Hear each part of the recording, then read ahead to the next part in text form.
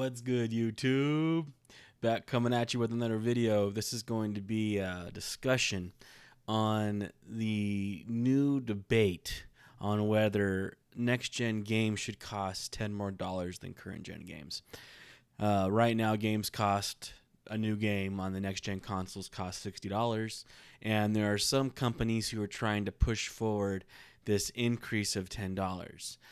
So I got a couple articles here, and one of the companies trying to push forward this new $70 price tag is Activision with Black Ops Call of Duty Black Ops Cold War. And so we're going to switch over here to these articles. We're going to read them. We're going to talk about them. I'm going to give you my 2 cents on what I think about this debate. All right, here we are. We're on 4, which is an article I read. Did Call of Duty Black Ops Cold War just confirm that PS5 and Series X games will cost $70? So the article goes on to say, yesterday we saw the reveal of Call of Duty Black Ops Cold War. If you haven't checked out my reaction trailer, then check that out. It's really good. A game I am already tired of writing out in full because it's absurdly long title and equally ridiculous acronym. That's hilarious, that acronym right there. Yeah, it is a really long title. Why couldn't they have just called it Cold War or Call of Duty Cold War or Call of Duty or just Black Ops Cold War? It's a very long title. I don't get it, but that's neither here nor there. Let's continue on with this article. But past the conspiracy-filled trailer and this special Warzone mode that debuted it, we have an important inflection point in the next-gen launch cycle. Cold War is debuting with 3 versions, 2 of which are the standard or $60 game for the PS4 and the Xbox One. The second is the cross-gen bundle, which costs $70 and gets you a copy of the PS5 and Series X upgraded version of the game when that's released, which of course would be digital, right? But then that raises one final question. How much is the standalone PS5 and Xbox Series X version going to cost? That wasn't in the announcement, but Charlie of Intel reports that it will indeed be $70 too, and it is essentially just the same bundle but in reverse. For those of you not planning to buy Black Ops Cold War on the current-gen platform, Activision has now confirmed standard edition of games will be priced at $69.99 for PS5 and Xbox Series X. So there you have it, folks. Call of Duty Cold War is going to be $70, whether you like it or not. And if you buy the current gen version, they're not going to be giving you a free upgrade to the next gen version like I believe Cyberpunk is going to do. And I think there was another company that was going to be doing that as well, giving you a free upgraded version to the next gen, graphics and frame rates. The Call of Duty is not doing that. You have to buy in a $70 upgraded version. So not every company is doing this move. Not every single next-gen game developer is moving their game prices from 60 to 70. I have another article here about Ubisoft, which they posted back in July. And basically what was happening was 2K Games was going to release their NBA 2K21 at $70 for next gen. And so that's where the rufflings began. Are we going to be seeing an increase in prices? Now, before I get into my opinion on all this, I just want to let you guys know that Ubisoft, here on this article, Ubisoft says they are going to be launching their next gen games at $60. But then it's with a caveat that this does not rule out future price increases. So we have an article here. Ubisoft's Yves was responding to a question and said, for the Christmas games, we plan to come with the same price as the previous generation of consoles. That's what we're focused on at the moment. We said earlier that for the $60 price, we are concentrating on the Christmas release, and those games will launch at $60. So Assassin's Creed Valhalla, Watch Dogs Legion, these games will launch at the $60 price tag. And I was happy to hear that. So we have a little bit of a disagreement or a direction debate that some of these game developers are going in. My opinion on the matter is I believe games should go reverse. They should be going even lower in price and giving us more options to buy things in the game. compelling us to spend money inside the game. I think prices should be going backwards, not forwards. I do not believe this garbage argument that, inflation has occurred with movie prices and other forms of entertainment, and video games haven't gone forward with inflation like the rest of the entertainment industry has. And so that's why we need to see a $70 game price increase. For me, that's absolutely hogwash. Prices of the games have increased in other ways, through DLC content, through pay to win, through loot boxes, through vanity markets where people can buy skins for their character, and their weapons and their guns, or whatever they want to buy, pets, whatever they want to buy, avatars. Those things have increased revenue for games, so they haven't needed to increase that initial entry price into the game, right? So for me, I think more games should start going in that direction. For instance, Fortnite is free, and they make more money than any of these companies do, right? Because they've made a compelling game that people love and are willing to spend money inside the game.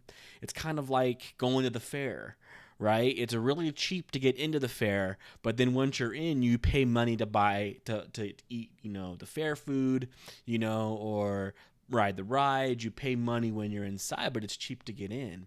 So I think video game companies should be going in the opposite direction, making it cheaper for people to enter into their video game and make their video game a marketplace, a place where people want to spend money on the games. The problem with that is these companies, they have to make a really good game, or else people aren't going to want to buy in-game purchases or in-app purchases.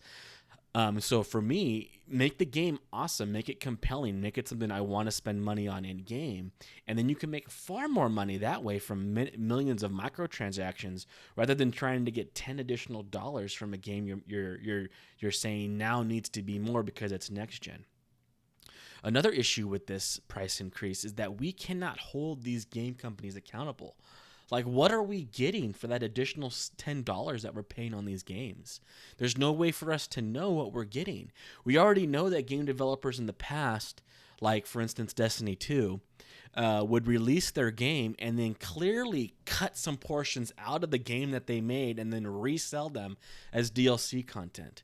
Right? We don't know what they're doing. We don't know if all of a sudden they decided to give us a longer game or more content than we would have originally have gotten had the game been $60. There's no way for us to know that. And then they could just come out and lie about that. They can say, oh, yeah, the game was going to be 15 hours, but because it's $70, we're going to now make it a 20-hour game. Like, how do we know that? How do we know that they're going to give us more for the money that we spend? There's no way for us to know that. And so there's no way for us to hold them accountable. So I'm not happy about this. I'm also not happy about this push to make games digital, forcing us to buy all of our games digital. I hope that day never comes. I'm sure it will.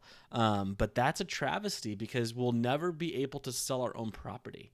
You'll never be able to get rid of it. Once you buy the game and you spend $70 on a digital version of a game that you can never sell or loan out to anybody, you buy that game, but now once you've beat it, it's just dead data on your hard drive. You may delete it someday for a different game. Like, that's absurd. At least if I pay $70, I know that I can resell it on the aftermarket and recoup some of that, especially if I didn't like the game, right? Like, I don't know what the return policies would be like on these games, but man, that's a terrible risk to take. $70 on a game you may not like, and you can't recoup any of that back. I do not like the push for digital. I mean, I know that some people love digital, and I'm not knocking anyone who loves digital. That's fine. If you love it, that's great. I know it's more convenient. I have some digital games on my PlayStation, especially, PS Plus games. I have some digital games on my PlayStation, and it is really nice to be able to just hop on the couch and start playing and not have to shuffle through which game disc I want to play, or when I want to switch games, I have to get up and go and switch out the game that I want to play. So I understand the convenience, but is that worth me giving up the right to my property to sell it?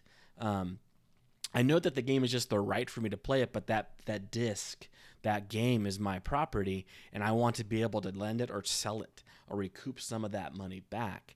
So I don't ever want to give up that freedom. I don't care if a digital system costs $200. I don't ever want to give up that freedom, because the money that I save off reselling my games will way outpace the money that I saved to initially buy the console. So for me, I think games should be going backwards, even lower than 60, even to 30, even to 10. You see a lot of these indie games that are 5, 10, $15. Yeah, they're not as graphically intense or large or massive as these AAA titles are, but many of them can be very deep and give you a lot of hours of playtime. Like a game like Stardew Valley can give you hundreds of hours of playtime, and that's really all a AAA game is doing, is just usually giving you more content and more things to do inside the game. So you don't have to have a high point of entry to make a great game. And to make a game that's lasting and has lasting effect, you don't need, to make it $70. And like I said, I just would rather them have more in-game marketplaces. That's my argument for this. Have more in-game marketplaces. Let the game go backwards in price. Make a great game that I want to spend additional money on inside the game.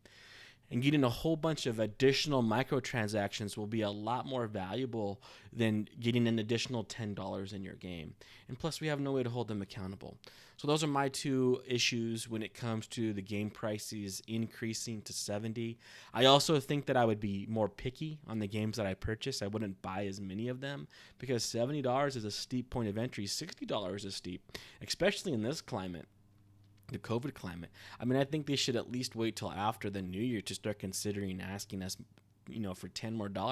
We're gonna have a hard time buying the games we have that are coming out this holiday season with the current climate, with the situation a lot of us are in. So it's not a good time. I actually don't think it makes a lot of sense. And so for those reasons, I would say no to the $70 price tag. If it was like a movie where all you can get is the ticket cost, right? That's all the movie company can make. There's no way they can sell you additional things once you're inside the theater to watch the movie. Now, the theater themselves, they sell you concessions and they sell you food. But the like Paramount and Universal, the places that make the movies, the best thing they can do is sell paraphernalia about the movie. And some movies can't even do that because it's not exciting enough to buy paraphernalia for it. Not every movie is Star Wars, right? So once you buy your movie ticket and you get into the theater, the movie company, that's all they can make. And so I can understand why they want to increase the price for inflation. But video games are different. We've built marketplaces inside the video game that the developer can cash in on. So for me, it's one of those environments where they can make additional money in the game, and there's no need for them to have to raise prices. The additional money in the game is the inflated price. Many of us, not all of us, I know some of us hate microtransactions, but many of us don't mind spending a few dollars on something that we find compelling and cool and interesting. And I don't mind having more choices. I'm against pay to win. Absolutely don't want anything to make my character stronger if I spend money.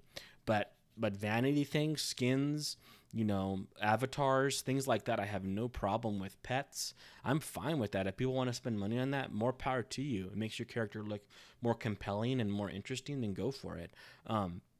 So that's the direction I wish games would go, more into marketplaces. For one, it just gives us more choices. It gives the developer more reasons to keep updating their games, to keep them great, and a vested interest into wanting to keep their game great. So those are my arguments. That's my opinion on this whole $60 or $70 game debate. If you have any thoughts about this, let me know below. Please leave a comment. Don't forget to rate and subscribe. And have a great rest of your week and weekend. Peace. I love you, me.